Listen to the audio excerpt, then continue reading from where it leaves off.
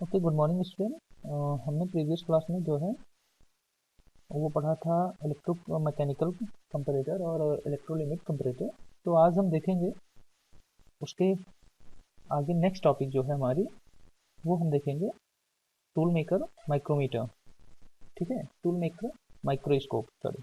ठीक है, तो देखते हैं क्या होता है टूल मेकर माइक्रोस्कोप। इसका आप ये देख रहे होंगे एक लाइन डायग्राम में। ठीक है, तो इसमें बेसिकली ये काम कैसे करता है, पहले हम देखते हैं कि एक्चुअली में प्रिंसिपल किस प्रिंसिपल पे काम करता है। तो बेसिकली ये क्या होता है आपका, जो ऑप्टिकल मेजरिंग मशीन्स होती हैं, ठीक है, ऑप्टिक्स के प्रिंसिपल पे काम करता है। ठीक है, लाइट रेज का इस्तेमाल करके हम यहाँ पे मेजरमेंट को कंप्लीट करते हैं। और इसमें आप बेसिकली लंबाई हो गई, लेंथ हो गई, या इंटरनल लेंथ हो गई, या स्क्रू थ्रेड की जो है कर्वेचर वगैरह है, प्रोफाइल, कर्वेचर, एंगल, ये सब आप आसानी से इसमें मेजर कर पाएंगे। ठीक है, तो अगर देखते हैं तो इसमें देखें बेसिक पार्ट्स क्या क्या होते हैं। आप देख रहे होंगे एक बेस है। ठीक है, ये आपका यहाँ पे बेस है। ठीक है, जिसपे ये टोटल जो है माइक्रोमीटर और माइक्रोस्कोप, उसके अदर एलिमेंट जो है बेस पे वो टिके हुए हैं। ठीक है, उसके बाद आप देखेंगे एक यहाँ पे ये माइक्रोमीटर लगा हुआ है। देखिए, दो माइक्रोमीटर होते हैं जो परपेंडिकुलर होते हैं एक दूसरे के, मेजरमेंट के लिए होते हैं ना। तो एक तो ये माइक्रोमीटर हो गया, एक यहाँ पे लगा होता है। तो दोनों की एक्सिस अलग होती है, एक एक्स एक्सिस में क्या नाम है मेजरमेंट करता है, दूसरा वाई एक्सिस में। ठीक है, तो दो माइक्रोमीटर लगे होते हैं। ये आपको दिख भी रहा होगा, एक माइक्रोमीटर ये है और एक यहाँ पे है। ठीक है, तो चूंकि ये फ्रंट व्यू है इसलिए आपको एक साइड का नहीं दिख रहा है। फिर हमारा हो गया लाइट फोर्स हो गया, या ये आप देख रहे हैं ये लाइट फोर्स है। ठीक है, यहाँ से लाइट ऐसे पास होती है फिर ऊपर की तरफ जाती है, तो ये आपका लाइट फोर्स हो गया। उसके बाद ऑब्जेक्टिव लेंस, यहाँ पे देखिए ये ऑब्जेक्टिव लेंस लगा हुआ है। ठीक है, इससे क्या हो, इससे लाइट फोर्स पास होके फिर आगे जो है प्रिज्म पे इंसिडेंट होती है। ठीक है, उसके बाद ये ऑकुलर लगा होता है, यहाँ पे आपकी आई पीस होती है। ठीक है, और आई पीस या ऑकुलर जिसको आप बोलते हैं, ये यहाँ पे लगा हुआ है। ठीक है, ये आपकी प्रोजेक्शन स्क्रीन है जिसपे ये आपको एम्पलीफाई करके जो भी आपका ऑब्जेक्ट होगा, ये आपकी वर्क टेबल है। ठीक है, रोटेशनल टेबल, रोटेबल टेबल या रोटेशनल टेबल। तो ये बाकायदा रोटेट होती है 360 डिग्री। इस यहाँ पे आप वर्क पीस रखते हैं। ठीक है, तो ये आपका हो गया रोटेबल टेबल। ठीक है, और आपका प्रिज्म हो गया। ठीक है, प्रोजेक्शन स्क्रीन हो गई आपकी। ठीक है, तो और ये हो गया आपका स्विंगेबल हेड। ये सारा अटैचमेंट जो है इस हेड पे कनेक्ट रहता है। ठीक है, तो ये बेसिक कुछ जो है इसके मेजर पार्ट हो गए। अब हम देखेंगे कि इसकी एक्चुअली में वर्किंग कैसे होती है। ठीक है, अब देखिए इसमें क्या होता है कि आप देख रहे होंगे ये जो मेजरिंग स्टेज लगा होता है, मेजरिंग स्टेज जिसपे सारे फिक्स रहते हैं। तो आप ये देख रहे होंगे टेबल, इस पे आपने वर्क पीस या टेस्ट पीस को रख दिया। ठीक है, टेस्ट पीस को रखने के बाद ये जो माइक्रोमीटर्स होते हैं, इनसे आप इस डायरेक्शन में, यानी कि एक एक्स डायरेक्शन में होगा, दूसरा वाई डायरेक्शन में होगा, मेजरमेंट जो है वो आप आसानी से ले पाएंगे। ये एक दूसरे के जो है परपेंडिकुलर होते हैं, क्रॉस सेक्शन में होते हैं। ठीक है, उसके अलावा क्या होता है, एक वर्नियर प्रोटेक्टर लगा होता है। ठीक है, वर्नियर प्रोटेक्टर किस लिए होता है, जो आपकी ये रोटेबल टेबल है, रोटेशनल टेबल, इसके रोटेशन को मेजर करने के लिए। ठीक है, इसके रोटेशन को मेजर करने के लिए, और जैसा कि आपको मैंने पहले ही बताया कि ये 360 डिग्री आराम से जो है ये टेबल रोटेट कर पाएगी। क्यों करते हैं इसको, क्योंकि हमको जो है फोकस पे लाने के लिए जो हमारी टेस्ट पीस है उसको हम सही से फोकस पे रखें। ठीक है, उसके बाद हम मेजरमेंट स्टार्ट कर पाएँ, तो उसको सेट करने के लिए हमारा ये प्रोसेस चलता रहता है। ठीक है, उसके बाद आप देख रहे होंगे कि यहाँ से जब इंसिडेंट लाइट आती है तो ये इस पे पड़ती है जो आपका लेंस लगा हुआ। ठीक है, अब ये क्या करता है, इसको 90 डिग्री रोटेट कराता है, ये ऑब्जेक्ट से पास होती हुई ये लाइट, ठीक है, ऊपर की तरफ जाती है। अब देखिए लाइट को भी यहाँ से हम कंट्रोल कर सकते हैं, जो आपका लाइट इमिट होती है। ठीक है, इसको भी हम कंट्रोल कर सकते हैं, जैसे कि क्या नाम है, जिस तरीके से भी हमको कंट्रोल करके और क्या आपका मैग्निफिकेशन करना होता है। ठीक है, तो यहाँ से फिर क्या होगा, आपकी 90 डिग्री पे रिफ्लेक्ट होने के बाद पश्चात ये आपका क्या है, ऑब्जेक्ट पे पड़ेगा, और ऑब्जेक्ट का जो है ये यहाँ से ऑब्जेक्टिव लेंस से पास होते हुए यहाँ पे जाएगा प्रिज्म पे, प्रिज्म से ये फिर निकलेगा तो यहाँ पे आपकी आईपीस लगी होगी, ठीक है, जहाँ से आप सेट कर पाएंगे देख के, और इसको ऑब्जेक्ट को अपने आराम से आप सेट कर सकते हैं, ठीक है। फिर यहाँ पे भी एक लेंस लगा होता है, इस लेंस से ये 90 डिग्री रोटेट होगा, और फिर फाइनली जो है आपके ये जो आपका प्रोजेक्शन स्क्रीन है, इस पे आपको मैग्नीफाइड जो है इमेज आपकी इस ऑब्जेक्ट की आपको मिल जाएगी, ठीक है। तो जब मैग्नीफाइड इमेज मिल जाएगी तो वहाँ से आप एक एक जो है जिस भी डायरेक्शन, जैसे आपको अगर थ्रेड मेजर करना है तो आप क्या करेंगे कि जो आपका एक्स डायरेक्शन होगा, जो इस क्या नाम है स्क्रीन के अंदर की तरफ जाएगा, ठीक है, तो जो आपका एक्स डायरेक्शन होगा उसमें क्या करेंगे, उसको अलाइन करते हुए जो आपके पिच होंगे, पिच को उसी एक्स डायरेक्शन में अलाइन करते हुए आप पुट करेंगे, ठीक है। तो वहाँ से आपको एक एक पॉइंट दिखेगा, ठीक है, और जो भी मेजरमेंट आप होगा यहाँ पे आराम से जो है ये माइक्रोमीटर के थ्रू आप आसानी से उस मेजरमेंट को कर पाएंगे, जो भी आपको आउटपुट लेना है वो आसानी से आप ले सकते हैं, ठीक है। तो बेसिकली अब देखेंगे इसका एक लाइट ले डायग्राम देखते हैं कि हमारा कैसे क्या होता है। ये देखिए आपका लाइट फोर्स है, ठीक है।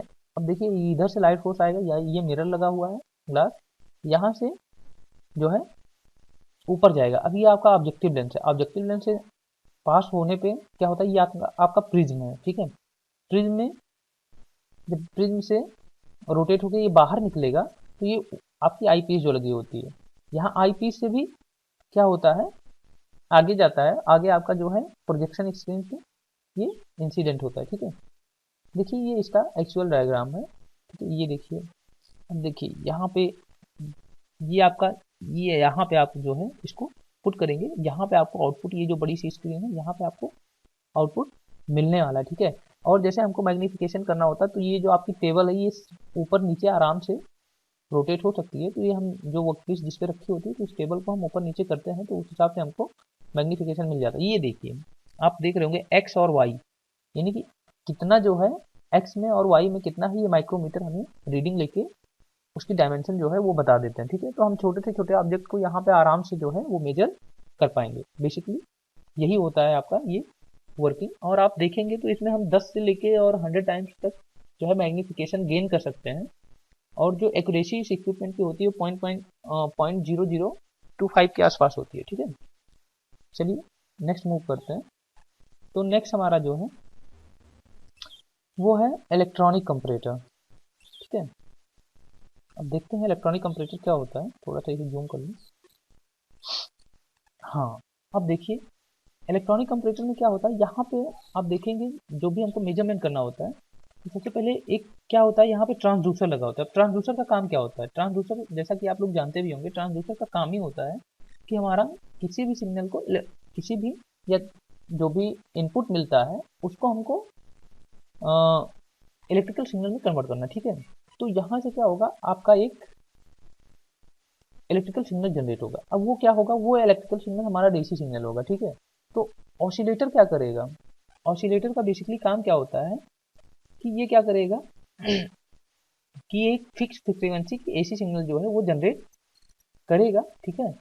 और जैसे जैसे हमारा ये क्या नाम है ट्रांसड्यूसर ऊपर और नीचे की तरफ, भाई ऑब्जेक्ट इसके नीचे रखा जाएगा तो या तो ये ऊपर मूव होगा या नीचे मूव होगा, तो इसके मूवमेंट से क्या होगा, यहाँ पे देखिए क्या होता है, एक मैग्नेटिक जो आपकी ट्रांसड्यूसर में मैग्नेटिक कॉयल होती है, तो जैसे ही इसके वेरिएशन आता है उन कॉयल से जो अपलेटेड करंट होते हैं, ठीक है, और वो चेंज होते हैं तो इंडक्टेंस जनरेट होता है, और ये इंड्यूस करंट जो होता है वो वेरी करता है, तो वो मूवमेंट से जो इंड्यूस करंट जो है जनरेट होता है, और उस करंट वो डीसी करंट जो है वो जिस तरीके से वेरी करता है उस हिसाब से ऑसिलेटर क्या करता है, लो या स्मॉल एसी करंट जो है वो जनरेट करता है, ठीक है।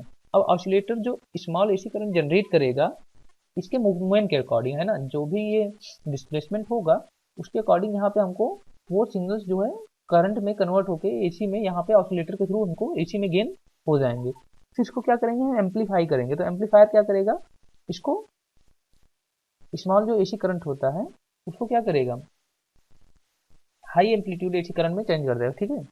तो अब ये क्या होगा, यहाँ पे डीमॉड्यूलेटर जो लगा होगा वो क्या करेगा, फिर हमारा जो डीमॉड्यूलेटर का काम क्या होता है बेसिकली कि जो एम्पलीफाइड करंट होता है उसको फिर से क्या करेगा, वो रिलेटिव डीसी में चेंज कर देगा।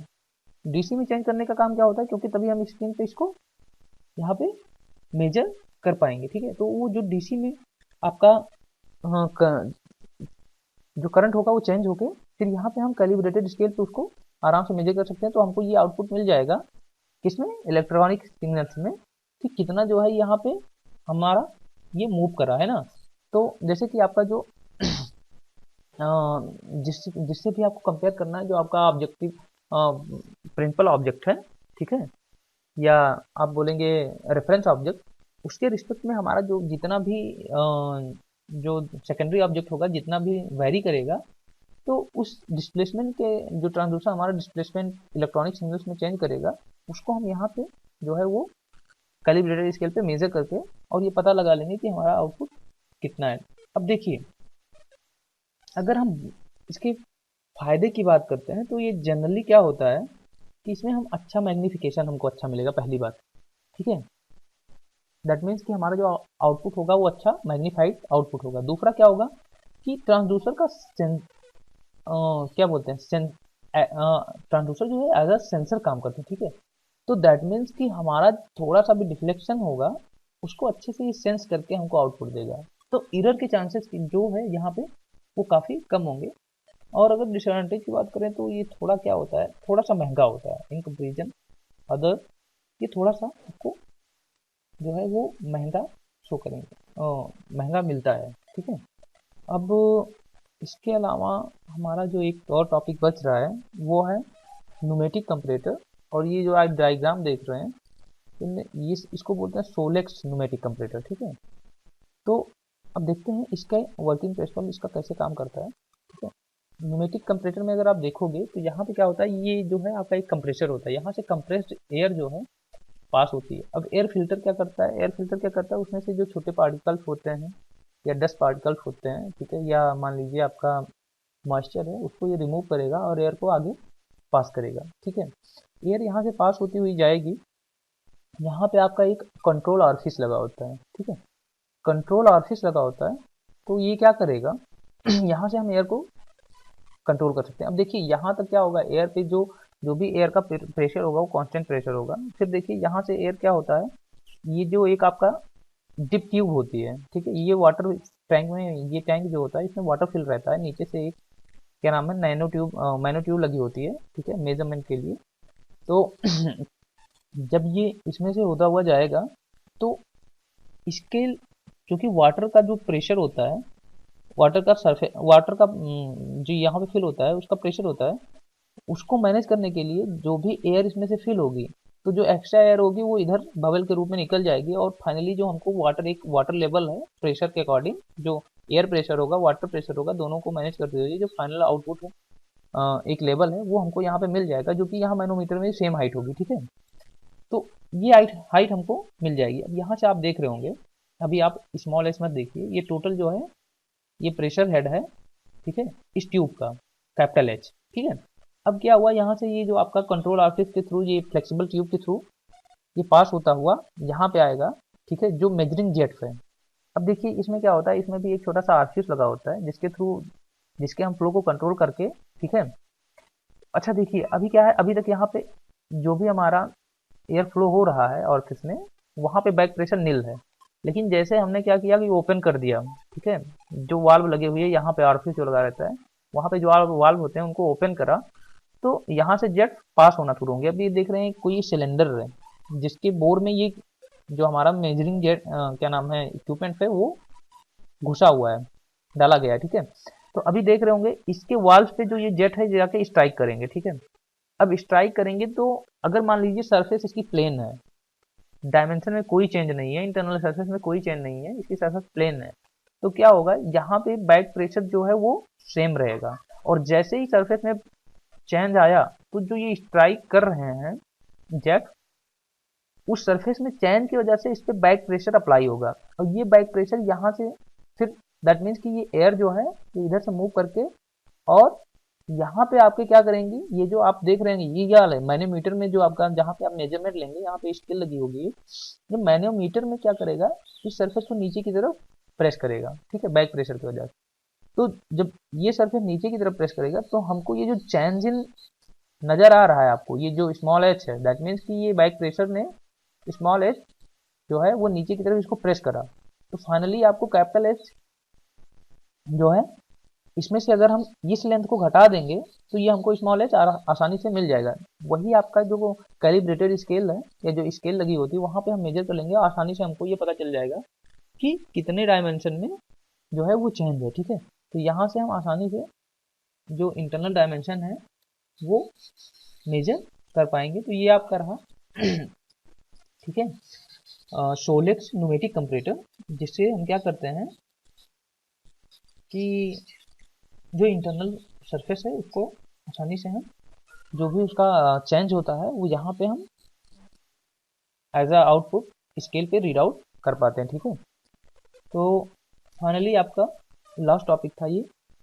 और इसी के साथ आपका ये क्या नाम है कंपैरेटर यूनिट ख़त्म होती है। अब आगे हम देखेंगे नेक्स्ट यूनिट। उसके तब तक के लिए थैंक यू।